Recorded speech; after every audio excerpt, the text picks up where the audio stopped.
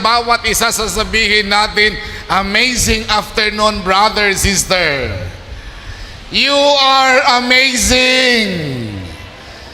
Amazing kayong lahat kasi maskin po maulan, maskin po ay medyo hindi maganda ang panahon, pero nandito po kayo nagpapasalamat sa Panginoon at tayo po ay nagkakaisa, sabay-sabay tayong manalangin sa Panginoon. Palakpakan ang Panginoong Diyos.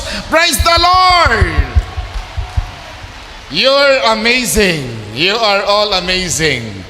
My dear friends in Christ, dahil po tayo ay amazing, pwede ba ay sabihin ninyo sa katabi ninyo, you are amazing. Ayan, o diba? Amazing kayo.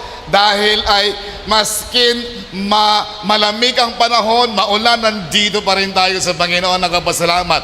At dahil po yan, sabihin po ninyo sa katabi ninyo, since you are amazing, are you hot? Parang hindi ata kayo makapagsalita. Sabihin niyo sa katabi niyo, are you hot?